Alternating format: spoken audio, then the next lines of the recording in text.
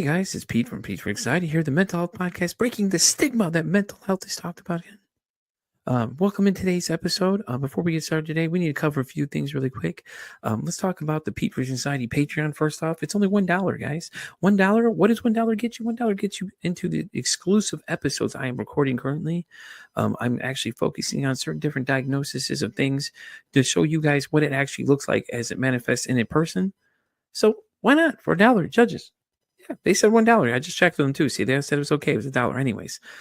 Let's also talk about the Oracle Talk Radio Networks app. In case you can't be here live listening to me, watching this video, supporting the show, you can listen to it on the radio app. Why not? It connects us live to our 365 radio. Just go to your app stores and download the Oracle Talk Radio Network. You'll see the big old Oracle Talk Radio Network app logo right on there. Download it. It'll connect you to me, 10 a.m. Central Standard Time, 3 p.m. Central Standard Time, to Pete for Anxiety when I'm live doing my thing right here, informing the world and raising mental health awareness. So where are you going to be? 10 a.m., of course. Come on, we just talked about this. Pay attention for once. Damn, do y'all know how to listen? And as always, guys, like, follow, and share the YouTube channel. If you guys like what you're seeing, leave some comments, man. We want to know. I want to know if you like what you're on. You want to be on the show? Let me know. Hit me up at PeteVersusAnxietyPod@gmail.com. And as always, guys, enjoy the show. And by the way, did I mention to like, share, and subscribe to the YouTube channel as well? Yeah, okay. I just want to make sure, because some of y'all are hard of hearing in the back, may have to yell loud or get a megaphone or something. But, anyways, let's get today's show started. Y'all have a great one. Enjoy. Guys, welcome into another exciting episode of Pete versus Anxiety, the mental health podcast, breaking the stigma that mental health is talked about enough. My guest today is the founder of the Power and Joy Academy, the one, the only, Brigette Sobus, the mind coach. So great to be here with you, Pete. How you doing today? I'm doing awesome. So, Brigette, why don't you tell everybody a little bit more about yourself? I've been an entrepreneur for over 18 years. I started my career out as a master certified hair colorist. So I was I still am in the beauty industry a lot of the times. And I was working in a salon and I was making a 6-figure income, but the salon was very dysfunctional. And I thought, if he can own a business, there's no reason why I can't. And then the opportunity presented itself. So I bought the salon from him. And then I quickly realized that I had no idea how to run a business either. My dreams of becoming a millionaire overnight literally vanished overnight. And lost my 6-figure paycheck. And I was a hot mess, crying all the time. And I did hire a coach and consultant to work with. Then he taught me how to put systems in place in my business, lead a team. And I started growing the business by 30-40% each year. I became an award-winning salon in North America. And that inspired me to become a coach and consultant for other people. Yeah. So it was kind of like my track. And then I could probably go on and on about my story, but I love this topic about anxiety because I found myself at times, I was an extremely high performer. Like I did really well under coaching consulting work because it was like the next and the next and the next. And I kept, hitting all these goals and milestones.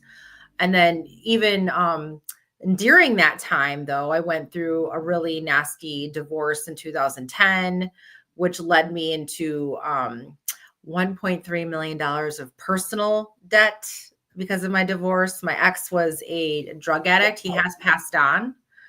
And then I filed personal bankruptcy, decided to buy my own business back. And then I also I've had breast cancer twice, but I had breast cancer for the first time when I was still owning my salon.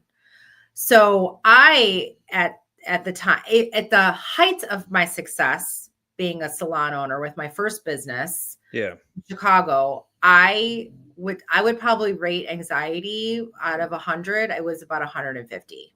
Well, out of everything you're dealing with, let's think of the breast cancer, the divorce, the $1.3 million. Jesus almighty. Anxiety, I think, was just out this stratosphere. No way it wasn't. That is crazy, especially when you deal with someone that deals drugs, too, because they're unpredictable at times because, the things that they're putting you through, they're, depending how bad they were, it's like they start going to some extremes to get the stuff they need. And Yeah. Then you got to worry about it. Are they dead? Did they overdose and things like that? And a lot of that stuff comes into play as well. But damn, then you had breast cancer on top of everything. Holy crap. It's funny you say that though, because I just finished reading a memoir by Erica Campbell that's called The Mastectomy I've Always Wanted. Great book if you haven't read it though, but she goes through her journey of, breast cancer herself and things like that. And then the end of the book, she shows you like everything, like the stitching afterwards and all this, everything else she goes through after that. It's just great. It's a great book for anybody that's experienced cancer and things like that. And people that don't understand, the loved ones that have it, I'd say go check it out for sure, because it'll give you a better understanding of what these people are dealing with. And I mean, you could speak on your own behalf on that one. That's intense on top of everything else. That's crazy. And you said twice that. Yeah, and I'll actually, even to be honest with you, the second time I had it, so I had a reoccurrence. So the first time I had it was in 2015. Yeah. And then I had a reoccurrence in 2022. What I will say, this is my belief system, and I believe that everyone has to do their own research. But my belief system is that I actually, I got breast cancer twice because of the aftermath of trauma. Yeah. And like experiencing high levels of stress and anxiety. I could believe it. I believe, when you're really stressed, your immune system goes down. I could see it. They probably took advantage of that. That makes sense. Yeah. Yeah. But the one I had it for the second time, because of the work that I do now, especially in the line of coaching that I do a lot of NLP work, hypnosis, somatic coaching. I had the most, going through surgery, chemo, radiation, working 50% less of the year. I had the most emotionally healthy year I've ever experienced. And it was, financially really great as well. So yeah, that's what I love talking about, ways to lower anxiety and lower stress levels so people can live a life with power and joy. That's so awesome, though. I mean, everything you've gone through, it didn't stop you from driving to what you wanted at the end of the day. I mean, I couldn't even begin to imagine like where your mindset was through all that, because that's just crazy. Just everything that kept piling on top of each other and piling, and you just said, "Fuck it, I'm going for it, man," and just kept powering through it. Which, I mean, hats off to you, because chemotherapy is rough. I watched my aunt go through it. And it's rough. Like, I can only imagine what some of your days are like for you. But I mean, it's great to hear, though, you're still here, because obviously you're here for a reason. Yeah. You're here, you're thriving, everything else. You just didn't let nothing stop you. You were like the Terminator girl. You just like, you know what? You ain't stopping this. Yeah, I know. I've had people ask me, like, if there's anything you can go back and change, would you? Well, that's a good question, though. Yeah, I mean, here's the thing. Yes, especially with my, my marriage. Yeah. Pay attention to red flags, all over the place. It's like I was 30 when I got married. And that was back in 2004. So if you do the math, you could probably figure out how old I am now. But, I wasn't paying attention to red flags. I didn't know, it's like, you don't know what you don't know, like if my recommendation for people, if you're going to get married, do background checks on people. I didn't do that, because there was some, financial things that I didn't realize that I had to deal with after I got married. So anyway, but at the end of the day, would I have bought a salon? Would I have gone through all the things that I went through? Would I have become a coach? Would I be committed to helping other people get through trauma and tragedy? Or you don't necessarily have to go through trauma and tragedy to have an amazing life. But I love what I do for work, and I wouldn't change that. So I think all the things that I've went through led me to what I'm doing. I think it did too. I think it, made you a stronger person, even though it was a hell of a battle to get there. Jesus. But, I mean, it's great to see, though, that you're still doing so well. And I did look into your stuff and seen all that. And you had the Power Academy and everything else. It's like you got everything going the right way you want to go, and somatic therapy and things like that. I talked to a lot of people on this show. I think so far yours has been the craziest journey so far, except for one other woman that beat you slightly. She had 16 rounds of chemotherapy and she's still walking. She has no digestion system at all. So I'm really not sure how she's eating and things like that. But she's just like right up there with you. And it's like, it's amazing to see that, all this didn't stop you at all from progressing to what you want it to be in. And more hats off to you, obviously, because I don't think people understand the journey you've gone through and the things you've dealt with, man. It's crazy. Thank you, Pete. I appreciate that. So what is a day in the life of Brigette like? Every day do you do more coaching, or do you do, like, I know you said hypnotherapy is hypnosis therapy, right? And that's the other thing you said too? Yeah, I do. So I do a combination now of I certify people Yeah. in NLP, timeline therapy, and hypnosis. I also have International Coaching Federation, Oh, nice. a 6-month mentorship program. I've been with the International Coaching Federation for over a decade now. So I love coaching, and I also do breakthrough work with people that I do, like quantum leap releases. So helping them release like negative emotions like anger, sadness, fear, guilt, hurt, negative belief systems like unworthy, I don't deserve it, Yeah. unlovable, which everyone listening is all free and clear of that. But I do a lot of, I bring the conscious coaching and the unconscious coaching together so that so people's conscious and unconscious mind have congruency, which when it Okay. has more congruency, there's less self-sabotage going on Yeah. in someone's life. So, and then I do some, small business consulting and coaching as well. So those are the things that I That's do. So that's so cool though. I'm guaranteeing in the hypnosis thing, you've seen some pretty wild stuff though. I know that a lot of people do like quantum healing and things mhm. like that. And Yeah. different stuff like that. It's really interesting to know, how far they deep in, because you never know the things you're going to find out in your subconscious versus what you really present now. When people start digging in there, you start asking questions, like the answers you get back it's just truly incredible from what I've heard and what I've seen so far from people I've talked to. Yeah. Yeah. Like, so I have a process of asking people questions. So they're Yeah. unconsciously giving me the deep rooted, challenges or issues that really have been getting in their way. Cause at the end of the day, 95 to 97% of our behaviors, decision making, reactions are from our unconscious. Yeah. Hmm. Most people aren't even realizing it. They're just kind of like on autopilot or automatic. And then like, it's those times when people they react to a certain situation, and then, a day later, oh, I wish I would have done this. I wish I could have acted that or said this. Well, your unconscious hijacked you. That's why you did that reaction so fast and so quick. Right. So when you do the work, whether it's through hypnosis or I do a modality called timeline therapy. Yeah. What is timeline therapy though? Really quick. I was curious. Yeah. I've never heard that term until today. Yeah. So timeline therapy is it's advanced NLP work. Oh, Are you okay. familiar with NLP, like neuro linguistic programming? Not a lot, but I might know than I realize. So you might want to break that one down for me as well. Yeah. So, NLP is a lot of different techniques Hmm. and modalities that help work with the unconscious mind, Oh, okay. whether that's in communication, language, helping people install new habits or new belief systems. So it's a lot of different type of modalities. But so the timeline therapy is like kind of a hybrid of NLP work with hypnosis. Oh, okay.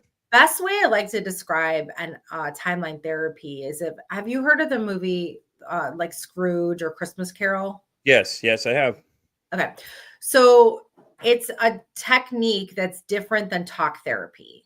So let's just say, is there, like, Pete, is there a situation that if you think about in the past, you could, if you really think about it hard and you put yourself back in that situation, you could maybe experience like a negative emotion like anger or Yeah, sadness or guilt.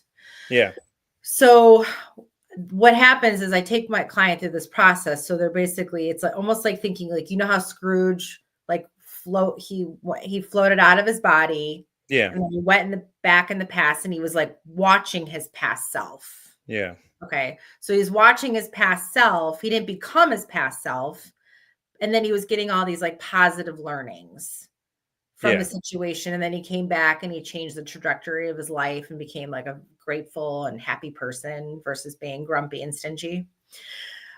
So when I take my client through these process, then when I have them come back, I say to them, okay, can you think about that event again? How do you feel about it now? And then they'll say, well, I knew I was angry, but I don't feel it anymore. Yeah.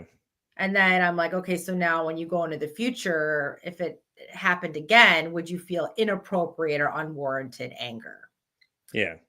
So then the technique usually takes about anywhere from like 10 to 20 minutes. So I'm really getting to the root, and also I'm getting to the root cause, like the first event, which when it's disconnected is going to cause the problem to disappear. Yeah. So my experience with it as well is like before I learned how to do this work, if I were to talk to you about my divorce or my ex, you would see me like get all angry and mad again. Yeah. I called it the ball and chain of negative emotions. Like it was just like with me. And now if I get mad, usually I get mad for like, I don't know, because I think processing through negative emotions is healthy, but Yeah. you Definitely. move through them quicker, sooner, faster. So that like now if I get angry about something, I'm like, okay, I'm mad. All right, what did I learn? What am I getting from this? And then how am I Exactly. pivoting and going into inspired action? Yeah, you almost analyze what you're doing next. It's like, is this really worth it? Do I really put any energy towards being mad about this? Is it, because I do that sometimes too now. I used to be a really angry person and I still have points where I get upset, but like a lot of times I'm thinking about the next steps I'm going to take. Like, is this really worth anything? Or am I really going to give anything to this? And what do I get out of this at the end? It's like, it's all playing through your head at the same time. Yeah. And sometimes when I have an outburst, I'll sit there for a minute and I'll just think about what I did and like, hey, what did we just get out of this? Nothing. And like you almost do like a self-talk to yourself and give yourself a pep talk. Like, hey man, is this really worth this? Did they really deserve you to do this kind of thing? Is it worth that you did this? Do you feel better about yourself? No? Okay, well then we need to go apologize because it wasn't okay. We did these. And it's like you're giving yourself a little pep talk in your own mind and nobody hears this pep talk happening. But I start to learn that now. It's just, kind of think about what I'm going to do next. Like, is it worth giving any energy to these things? And as I go through it, and it seems to work a lot better though, and I like, it's weird because if you would have asked me that 20 years ago, I would have been like, I would have just right off the handle shot off and went crazy. Yeah. Just would have gave the negative reaction instantly without even thinking the process through because I would have just seen read as they say, and just went straight off for no reason. But now it's like I'm starting to learn to analyze the situation better versus reacting to a situation kind of thing. So Yeah. That, and like, when you say like those, like that self-talk, like having it be positive versus most people's go-to are the negative.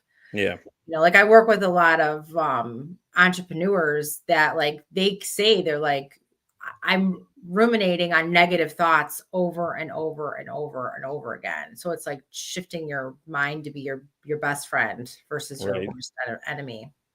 yeah, and that makes sense. So you think about it because if you start thinking positive, you'll feel more positive, you'll feel better. If you think negative, you're gonna be more negative to people and you're gonna give off a negative vibe to people and things like that, depending how deep you go with it, Mhm. and stuff like that. And it's like people do it all the time though. I do have a guest coming on soon that does specialize in negative talk to themselves. And I'm very interested to talk to them too about that whole thing because it's funny because a lot of us do it. But she said she does it from the female side. So she's going to get the male perspective from me, which I love this show because I have tons of people that come on here and I don't care what demographic we're talking to, female, male, I'll still add in and have them come on here because I have female listeners too. So I'm not trying to just delegate it to strictly male oriented only. No, I'd like to have Sure. everybody on here because I like to have both sides of a conversation happen because I feel like everybody has an opinion. So let's all hear it. Why not? Yeah, exactly. So any high profile clients you can mention that you've had done coaching with? High profile? Yeah, you never know. Listen, you never know. Maybe somebody we've all heard of. You never know. Or do you? I don't know about that. I mean, I just for confidentiality reasons, I like get no, I get it. You I'm never know. allowed to like share Listen, stories, but yeah. it's just like I got stories for Dave Pete, but I can't tell them here. It's okay. Doesn't hurt to ask. Okay, listen, I'm just No, checking. but Okay. I have taken, I work with a lot of entrepreneurs, and Hmm. there's this um one entrepreneur that I worked with where he had me, I did a 3-day identity shift retreat with Yeah. him, releasing trauma, because what was happening was he was experiencing a lot of rage Yeah. and anger with his team. Like it was just like impulsive. Like it was like he was really admitting, he's like, I almost like can't even, my reactions, I can't even control myself, because of, he was brought up in a military family. Oh, okay. Okay. And so it was almost like repressed, anger and rage. So I did all these trauma releases with him, and now he's got empathy to his team. He's compassionate. He's has a listening ear. He controls his reactions versus his reactions controlling him. So yeah, this work is pretty powerful, especially in the lines of like leadership. Because Yeah. 81% of entrepreneurs and business owners struggle from mental health issues and suffer silently. You heard it right there. The statistics are not lying. It That's is crazy. crazy. And I just shared that statistic with, I did a workshop that 5 business owners were on a couple weeks ago. And after I shared that statistic with them, this is what they said. We can't believe it's not higher. I mean, I I believe was it though. like, Think about wow, it. 81% is pretty high. So the If they other think it should be 19% higher, that's are, crazy. yeah, the other 19% are like, they're really keeping it under the rug, you know? Right? Yeah, I believe it though. Depending what So, it, well, I mean, it depends what it is, so that you run into with those kind of things too, man. And some people don't even know what they've got until they get it to actually get an idea of what they're looking at too. A lot of people don't realize it's a problem because sometimes you don't see it, but other people will see it and start telling you, "Hey, I noticed these things about you. Have you noticed them?" And you don't really notice it until it starts happening. Until someone points it out. A lot of times, a lot of people don't even see it, but that's so crazy. 81%. I mhm. mean, I get it though, because like, you're doing you have all these business, you have these people relying on you. If you start telling them you're having these issues, we don't know how these people are going to perceive it. They're going to think you're crazy. Oh, well, this guy must be a nutcase. And he's not. It's not even that he's a nuts, it's just he's dealing with some things he just doesn't know how to handle. That's all. And Yeah. I think So that's the biggest stigma, though, too, is that people think automatically just because you have mental health issues that something's wrong, or you have some of these bigger name ones, and they're like, oh, okay, hold on, whoa, hold on, I've seen a movie about that. Whoa, the movie doesn't count, man. Movies are great, but at the same time, it's not exactly what it is. yeah, exactly. Especially in the lines of hypnosis. I Mm-hmm. The Mm-hmm. movies have done hypnosis not many favors. Get Out. Yep, People that's the one are I people recognize the most. are Is the hypnosis oh one. yeah, that movie Get Out. Yeah, that's kind of wild. So it just happened on the thing. I was And like, then she's oh like clink no. clink, and he's like, like what? Yeah, it's crazy though. I mean, it's movies are great because we can't discredit all of them because A Beautiful Mind was a fantastic movie when it came to that kind of thing. Mhm. What is The Bird That Flew the Cuckoo's Nest? I think is what it's called. Is another one a lot of people reference too. There's a really good one that just kind of really perceives stuff like that, but it's just like I think some of these other ones just take it to the extreme. Yeah. What was it? The Stephen King one, The Sleep Doctor. That was kind of a weird one. Mhm. The one after The Shining and all that kind of stuff, and it was just like, Mhm. yeah, that was that, not to mention The Shining was just a wild movie in general. It's on its own, just all the Yeah. crazy shit you saw in that movie. Uh-huh. And it's like movies are great, but at the same time, I think people need to learn how to distort reality from what's being told there. Don't get me wrong, like I said, there are a bunch of other ones that are really great that tell different stories of different things.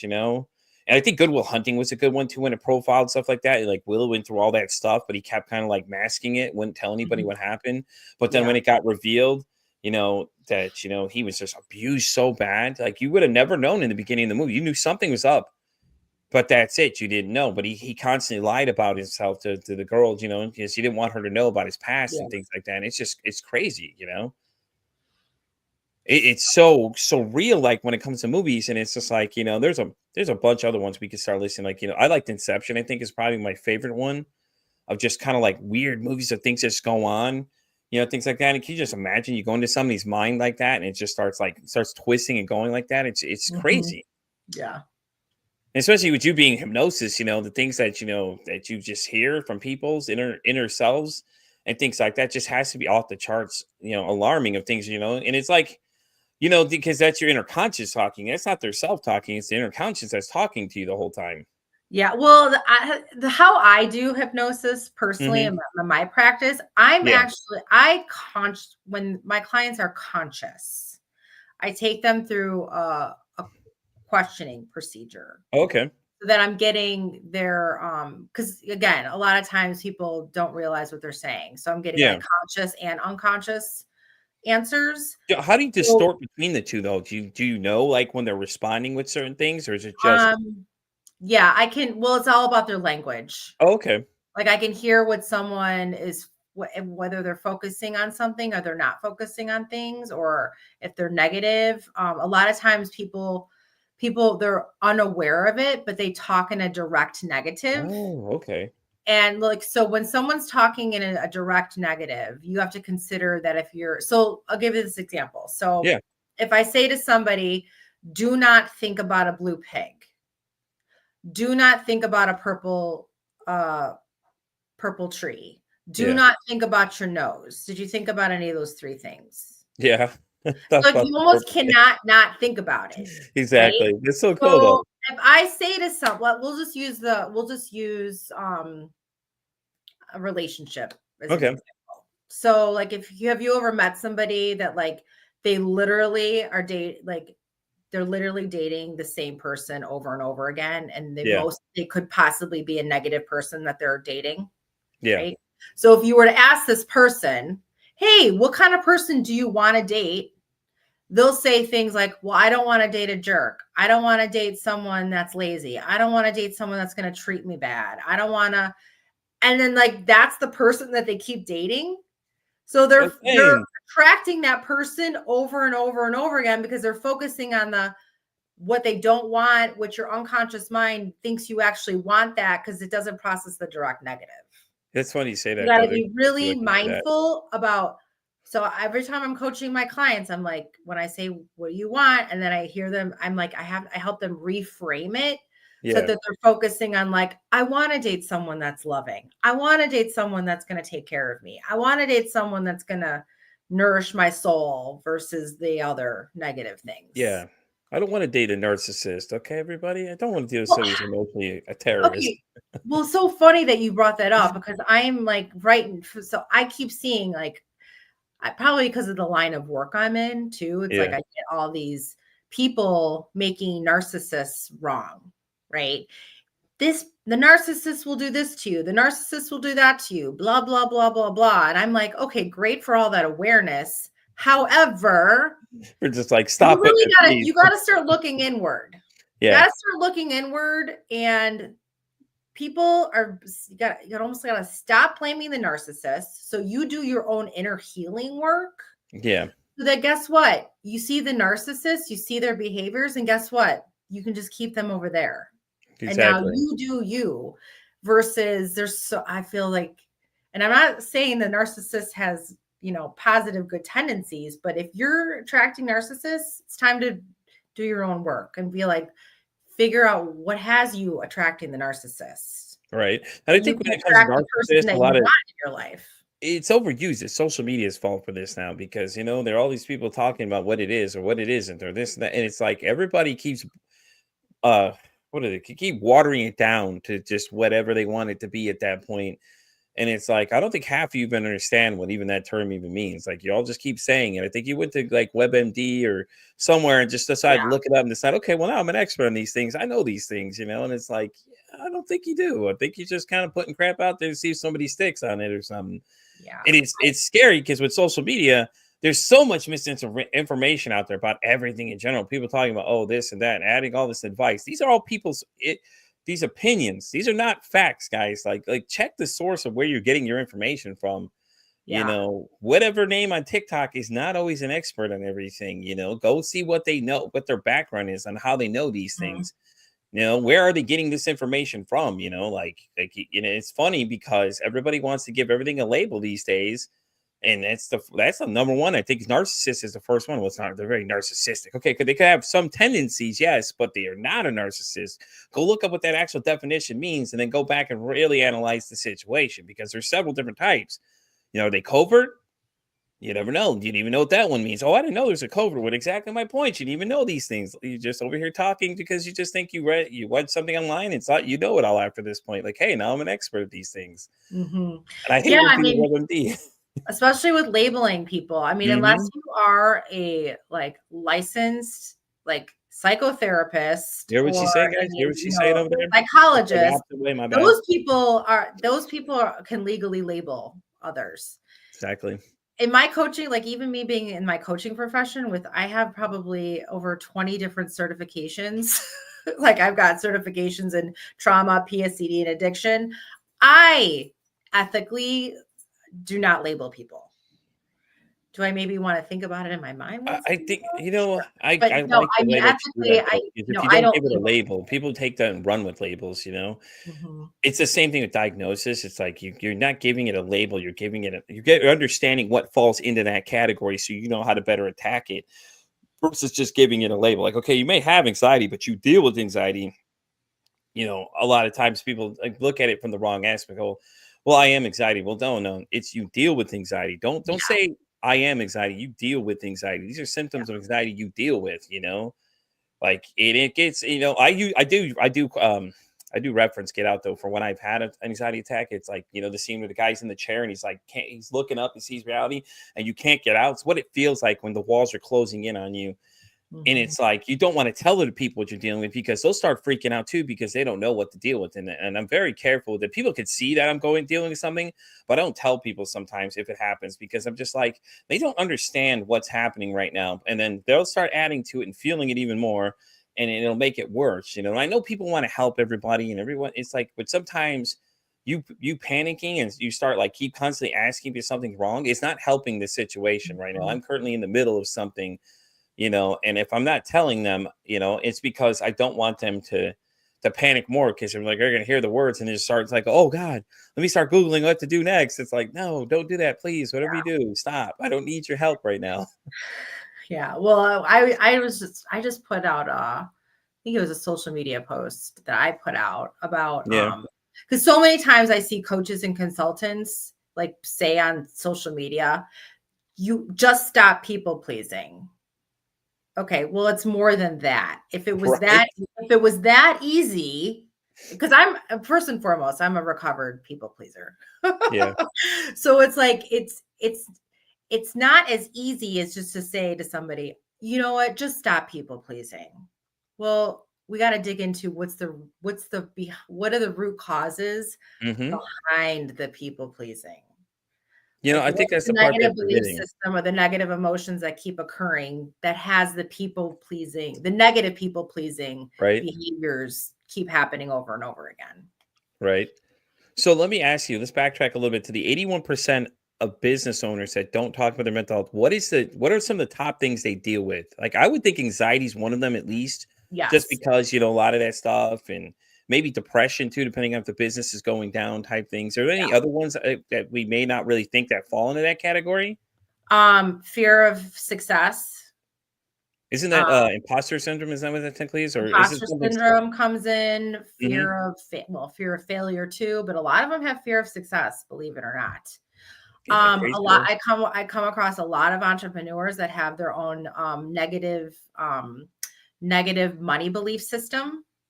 So what happens is anytime they're making a lot of money, they might sabotage it or spend it right away because they might inherently believe that they don't deserve it, or Yeah. they have a money ceiling. So anytime they like get to like a certain level of income, something self sabotages them and they go back down over and over and over again. Yeah. Um, like the main ones that I usually hear are like unworthy, which everyone's free and clear of. If you're listening to this right now, I'm very mindful of installing negative thought patterns. So you're free and clear of this, but Yeah. unworthy, unlovable, abandonment issues, fear of judgment from others, which a lot of these things, they were probably most likely installed in someone's belief pattern between the ages of 0 to 7. Yeah, because think about it, because 0 to 7, I know people don't think of this, but a lot of people don't realize from 0 to 7, these kids pick up a lot more than you realize. They're paying attention. They may not be able to say it, but they're watching what we're doing. And all these fighting and all this stuff, negative things you do in front of them, they're watching this thinking that this is how they should react later on. Yeah. And I my eyes were open because I interviewed somebody that was a child psychologist, and she was telling me that. She was like, "Yeah, I think you don't understand how much these kids actually pick up at an early age." A lot of people say, "Oh, they don't understand. They don't understand." Oh, Oh they no, clearly they do. understand. They're fully watching what we're doing, man. They're paying attention to everything we're doing. It was crazy to me because I'm like, I didn't even think about that. I was like, this is insane. I'm like, really? She's like, yeah. So now I think about it now because with my wife now, we have a 4-year-old that's in the picture, and it's like you got to really think about what you're doing with them. And she's Yeah, around too. It's like, it's and I wild. sometimes I have to remind myself to walk away, like, and then I go back and apologize to her. Hey, I'm sorry I got mad like that. You didn't do nothing wrong. And I'm learning how to interact, because it's been a while. All my kids are older now.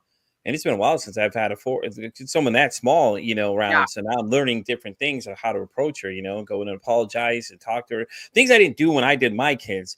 My wife is teaching me, which is great because I'm learning more things from her, how to approach Mhm. her and stuff like that, and it's I mean, I just had, it is what it is, I got to relearn things anyways as I go.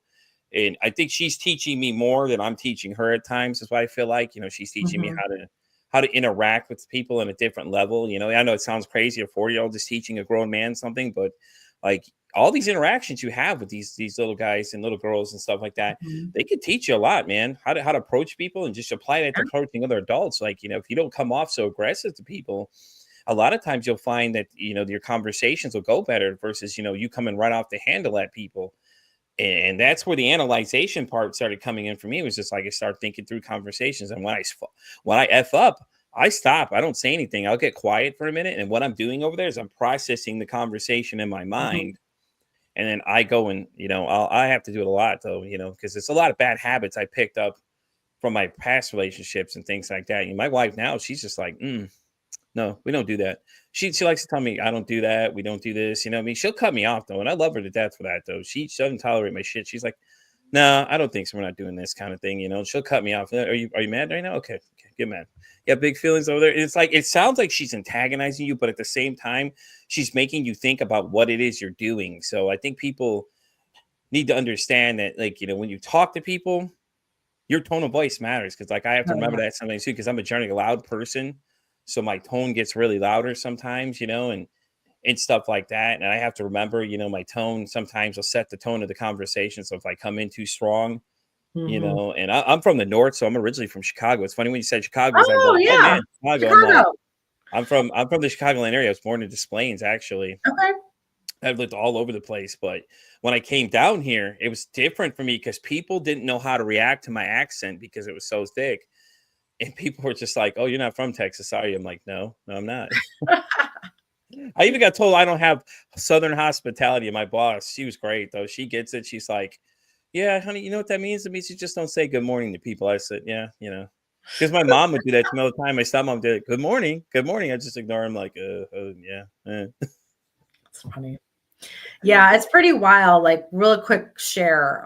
yeah, Like with like these belief systems or what can happen. They're even saying that belief systems can start happening in a child, like in the womb too. mm-hmm. So the one of the That's crazy. craziest stories I heard, it was really wow, it was such a powerful share about this guy that I know, that colleague that I had met in a class that does the same type of work with the timeline therapy. Yeah, He was sharing in a class, he was having these really dark thoughts. yeah, And he was like, I really don't even know where they're coming from. And then he had some timeline therapy work done on himself, and he like released all this stuff that was like coming up.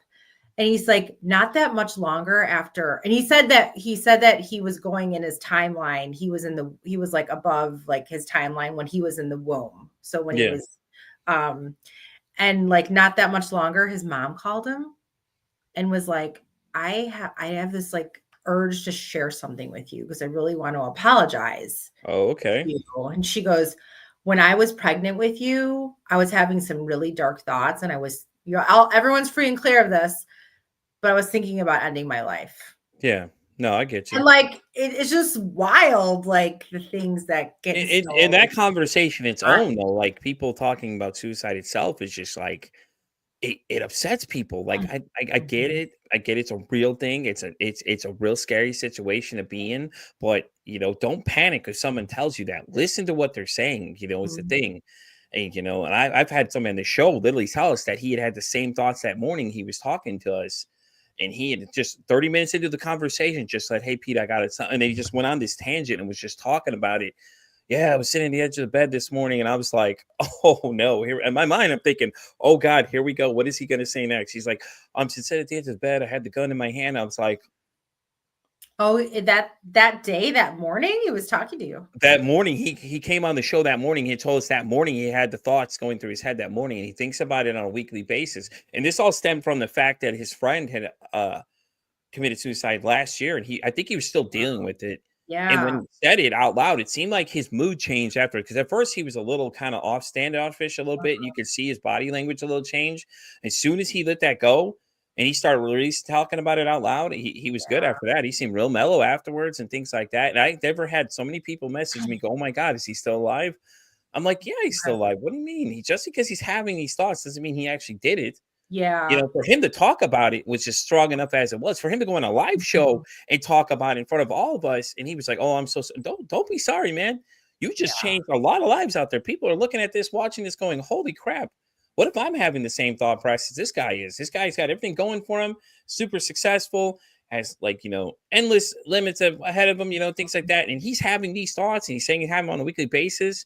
I could only think that that's what it came from is his friend. He was still doing his friend because he was very upset and he was getting very emotional after he was talking about it, and things like that. Like I said, I've never had an influx of responses ever in my life like that. People are like, "Oh, is he okay? Is he okay?" I'm like, "Yeah, I talk to him Yeah. on a regular basis. What do you mean? I message him here and there. I email him here and there, check in on him, see how he's doing." Yeah. And his message was so powerful because he was like, "Hey, listen, just because you tell someone to call you when they're in trouble doesn't mean they're going to call you, man." And it's like, that's so true, and that led to the next conversation we are having about checking in on people. Just, simple call. Hey, how you doing? Text message. Hey, man, how you doing? You got some time to talk sometime? He's like, he was giving them all the things they could do to make people in that situation feel better. So it was great that he decided to say that out loud. But at the same Mhm. time, I was freaking out, mind going, oh God, where's this conversation going next? Yeah. But shout out to Brian. Brian was his name, by the way. Brian DeCasio was the guy's name that came on the show, and he was talking about Brian. Like, he still and I still communicate now. And I talked to a lot of my previous guests on the show. I talked to a lot of them, in fact, about things like that. But it was just so crazy that he was just willing to share so much about it. He just went straight autopilot and just started talking about it. And the realness of it was just like, I think it just shocked people because they were like freaking out. I'm like, well, it's real. These are what people deal with. I mean, this is a conversation nobody wants to talk about. And if your Yeah. friend's in trouble, 988 is definitely the one to send them to right away. Like if you can't handle what they're saying, say, I'm sorry, but you need to call 988. Just tell them, hey, these guys can help you. They're trained for these situations. Like that. Don't take it upon yourself. You can listen to what they're going to say, but if you're really afraid of them, think they're going to do something, then tell them, hey, call this number, talk to these guys. They're licensed. They have all this stuff. They can handle these things. They're trained to handle these problems. Yeah. But it was crazy. Yeah. Yeah. But yeah, there's unfortunately people have negative thought patterns that are Hmm. behavior. And I mean, I coined 2019 my dark night of the soul year. Yeah. I was like trying to buy my own business back from the bankruptcy I filed. Because I got real ego driven and I was like, no one's taking my business away from me. So Right. I bought it back, and then that just didn't go very well. And I was even like, what the heck? What's the point of anything? But at Yeah. the end of the day, they're sometimes thoughts, all they are is thoughts. Yeah. It's like questioning the truth and like learning how to rewire or reprogram the way you're thinking. Like I used to have this running joke, which everyone's free and clear of. I used to have I couldn't, like, my negative thoughts were on a hamster wheel. Even at the heights of my success, when I Yeah. was like thriving and hitting goals and winning awards and producing 1.4 million in sales in Yeah. my businesses, heights of success, I would still have these ruminating negative thought patterns and like heightened negative emotions. And I would say things like, I sometimes wish I could get a lobotomy so I can disconnect from these negative thoughts and negative emotions. Like Yeah. I had such a hard time doing it. And then the magic happened when I learned how to do NLP, timeline therapy, and hypnosis, because Yeah. I didn't know to work with my unconscious mind. I was just doing a lot of conscious mind therapy and coaching. So that's where I believe the magic happens, when you're working with conscious and unconscious, and then you can have Yeah, congruence. like you said, though, a lot of your answers come from your subconscious, though. I mean, I think a lot of people pass that and don't think about it.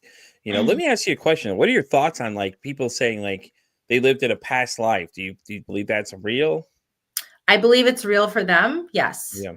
So Because I know I had a situation where somebody had said that this guy had reacted to like needles in a weird way. Couldn't figure out what it was, but apparently in a past life he was he was killed by lethal injection. And she said yeah. that's why he was reacting the way he was, which is crazy because that got me interested in that too. Because I was like, past lives, Mhm. okay. So what was I in a past life? How do we figure these things out? Yeah, I mean, personally, I believe whatever the person believes is true for them. Yeah. Whether I always respect what everyone has to say. Like Yeah, of even in course. I get NLP, you. it's like you believe you respect other people's things. So if someone were to tell me, I do believe in aliens, but if they were if someone's like, I was abducted by an alien, I would But respect it's what like, they had to sure. say. Do I know if it's true or not? I'm not sure. Yeah, But I do believe we can't. I mean, are we really the only people in the universe, right? exactly. Only That is life forms. But when I do take people through timeline therapy process, I'll give you that example. I say to them, what is the root cause of this problem? When disconnected will cause a problem to disappear. I'll say, was it before, during, or after your birth? And if they say before, I say, was it in the womb? If I say, was it before the womb? Was it past life, or was it passed down genealogically? Oh, okay. Okay. So I've had Catholics go down past lives, and I know usually Catholics don't believe in past lives. Yeah. Right? So it's whatever your imagination is telling you. I just personally did a generational release on my, like, I didn't do it on myself. I hire people. I practice what I preach. So I Yeah. hire coaches to do my own work. So I personally just did this huge breakthrough and release process that was generational for me, unlike my mom and my dad's generational sides. Yeah. So yeah, I think I believe whatever the person believes that's what it is. so. You want to believe there's aliens? Okay, believe there's aliens. Go ahead, man. Like the subject aliens though are interesting though because I've been watching these. There's another host on this show, on this network I'm on now, Oracle. He has a show where these guys and him are just studying these different alien encounter things, and some of them are just like are kind of mind blowing. Like he's like. I think the one in Alaska was the one that really was interesting. This giant, like, I don't even know how you describe it, was massive. Okay. Just think like King Kong times 10 size ship that's there, but moves so fast that you didn't even see it there. It was there for a second and Um, gone the next second. It's like, huh? you Explain talking that to about me. that triangle that's in Alaska? I just watched No, the I don't know what they were referring to They're an incident calling that it like happened the like a something UFO kind of triangle. thing. They were talking about how this giant ship-like thing was there, and these two airlines were planes were passing each other. One of them saw it, and the other one did, and he was reporting to the other guy. And when they were coming the same way, it disappeared and it reappeared behind the other one. But I'm talking like from the description, it was beyond imaginable size of a ship that just was there. And it's like hard to Mhm, explain what that was exactly. And stuff like that fascinates me because it's like, oh, mhm. okay, that's interesting to say. And it was two airline crew pilots just passing each other, and they saw this thing for a bleak second. Mhm. It was interesting because they were doing them all for all the states, and I think that's the one that caught my attention most. Is like, Jesus, how does something that big move that fast? It's like, but it was crazy because it was like, man, explain that to me. Like, damn, hey, I I'm know, moving. there's a lot of I like watching It's shows like psychedelic mushrooms, man. If it's been doing some tricks to me or something, man. Damn. yeah. Well, it's like, when you really like even get into like the quantum physics and all the Hmm. things, and they're talking about through all the dimensions and stuff like that. Yeah, You go down rabbit holes with all of I do. it. Sometimes sometimes I get down those rabbit holes. That's what sends me down. A lot of these guests I talk to, I love down and check out some of this stuff. So, oh no, new rabbit hole for me to dive into. So I'll go down it for a bit and start checking things out and finding new weird things. And I'm just so interested. I'm like, this is so great. I'm like, this is interesting. And you feed that need to get that wonder. And then you're like, okay, I'm done with it. Now I'm going to go to something else. Your So, unconscious mind always wants more and more and more. oh, I do. And like when I started this show to now, we've had some crazy moments though. I mean, we had the Columbine shooter survivor that was on here, was talking about how she was literally about 6 feet away from one of the guys that were in the library. And that was the craziest moment so far of doing this and recording with people. And I just I couldn't even tell you my mindset that day, man. I was sitting there thinking about this. I was like, I could visualize it in my brain as this is happening. She's like, yeah, I'm 6 feet away. I'm like, oh shit, what's happening? We're 6 feet away, man. Oh God, where are we at? We're under the table, under some chairs. I'm like, it's like you're having a live D&D session, but she's telling you exactly what's going on. And I'm like, oh God, I'm feeling it. And you're like, you can feel the emotion. And she's telling you this. And you're just like, oh crap, you're that close to it? She's like, yeah. I can see the whites of the guy's eyes. I was like, the whites of his eyes? What? In your mind, you're thinking, oh God, no, don't do anything. You're like, hey, just stay there. Don't do nothing. And he was trying to tell her to come out from under the table. And I was like, oh no, dude. I'm thinking in my mind, don't get out of the table. Like you're watching one of those horror movies. You got somebody in the theater screaming at the screen. No, bitch, don't get out. And the whole time this conversation is going on in my mind, I'm freaking out. I'm like that person screaming at the screen, like, no, don't get out. Stay out there. And she's like, yeah, well, no, I'm not getting out under this table is what she told the guy. And it was just, yeah. If y'all want to hear that one, by the way, that's on my Spotify. You have to go listen to that. There was the audio version before we started doing video versions of the show. Heidi was a great guest. She came on and I didn't even expect what was going to be said. She told me a little bit of situation. As I do all the guest sheets I have, no one could have prepared us for that conversation of how close she actually was. She never told me that, oh, I was in the library with one of the guys as they were talking about what their original plan was to blow up the whole library, and it failed because some wire, they missed a wire or something like that. And it's just crazy, man, because this show is unpredictable, though, with everybody that comes on, from her to Brian to, all these other people that tell you things that you come and meet. And, it's great, though. I love it, though. Keeps life interesting. Oh, it keeps it beyond interesting. Okay, listen, we were there, Bridget. You don't understand. I was there. Okay, I was transported there. I was feeling it. Yeah, I was reliving my life. I was like, I was living the best past life ever in that one. I was like, oh God, I wasn't there, but I'm feeling it. Your emotion starts pumping and things like that. So.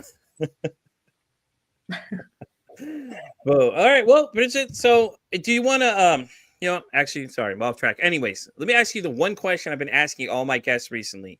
If there's one stigma you could break about mental health, what would it be? Oh my gosh. I mean, it's just this. I'm like having more awareness on like mindset matters and, mental health matters and like normalizing it. And I think that the more people normalize it and actually come out and say, hey, I actually do deal with this. Every person does their own inner healing work. And then that is a catalyst and a ripple effect for others to do their own inner healing work. Exactly. See, that's fantastic. Because the idea of the show is just that, is to get the conversation going. And I think people's biggest lie they tell me from what I've seen is, oh, we're talking about it. Really? I have a demand of 80 plus people already on this show. I'm booked out to October with guests alone. That says that the conversation clearly isn't happening enough to me. I mean, I don't know how many more facts I have to tell you that it's just not being talked about enough. And I think it's more the unknown of people not knowing enough about stuff or what to do in certain situations that causes them to be like that. Because when we don't know something, we start getting real offset. We stand back, we get real scared, and we start panicking and things like that. And I believe that inner healing work can happen quantumly, like very quickly. So I had a client of mine that I worked with. She's actually a business owner in Texas. And I worked with her on a lot of helping her release sexual trauma from when she was growing up. Yeah. And I did an 8-hour breakthrough session with her. And then her and I happened to be at another conference together. And I was talking to a woman about my work. So my client walks up to us and says, you need to work with her. She goes, the work that you do with Brigette doesn't even compare. Her 8 hours doesn't even compare to years of therapy. So inner healing work and stuff can happen very quickly. It's awesome though. You have a ringing endorsement though. Then you have somebody else speaking, and the conversation gets louder because it's like, well, hey, Bridget, it's awesome, and it's great when somebody can back up what you're doing and they come to like, listen, if you've not worked with her, you need to get over there and work with her. I've been there, and word of mouth is a great way to do it too. Yeah, and I think the other thing that I want to share what is that, there's other, and of course, check and make sure like you even said, like, who is this person giving advice on the Exactly. internet? Is it true or is it not true? There are a lot of different, and I have a lot of respect for therapists, psychotherapists, and that type of work, but Yeah. also having people be open to other different healing modalities, like whether it's somatic coaching, meditation, Yeah. hypnosis, yoga. I think yoga is probably the most widely accepted out of the three I just Right. said. But Well, meditation there's is the so one that's many brought up a different lot other lately, though. healing modalities, and I believe that the coaching industry is we're starting to make more headway with people using coaching as a healing modality for mental Yeah. health. No, I agree with you though. But meditation gets brought up a lot lately. A lot of Mhm. people I talk to, like Reiki masters, Mhm. meditation's a big Yeah. one.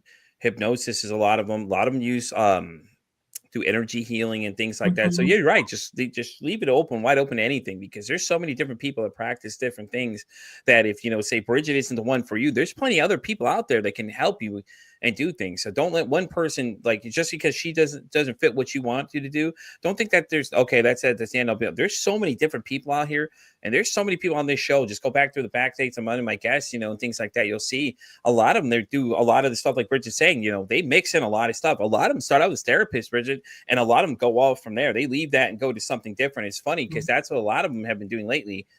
They'll all go off to another direction. Well, I have a background in therapy, then I take off to go do something different, which is so cool to see because Yeah. a lot of them start there and then they take off, they add in all these other different things. And I think a lot of them are adopting exactly what you're saying. It's like have more than one route to go, and things like that. So Exactly. all right, guys, as we get ready to wrap up this episode of Heat for Anxiety, Bridget, thank you so much for coming. This is great. Do you want to plug some of your socials for everybody really quick? I do have them in the description in case you all are listening to this, but anybody that's watching, Bridget, why don't you let them have it? Where can they find you? Yeah, I think probably some of the easiest way to find me is Facebook, on Brigette Sobus on Facebook, or my Instagram is at Coach Brigette Sobus. And if people message me, I message them back unless they're spammers. That's right. Don't try and sell her If you're something she doesn't spamming me, want. then I Okay. kind of maybe know, but no, I reach back out to people if they reach That's out to me. awesome. So. Hey guys, you know where to find me. I'm Pete for Anxiety, pretty much everything: TikTok, Instagram, X, every other site you can think of, Rumble included. I'm also on YouTube. I'm all the way down from Spotify all the way to iHeartRadio, guys. And if you enjoy this show, go ahead and like, follow, share.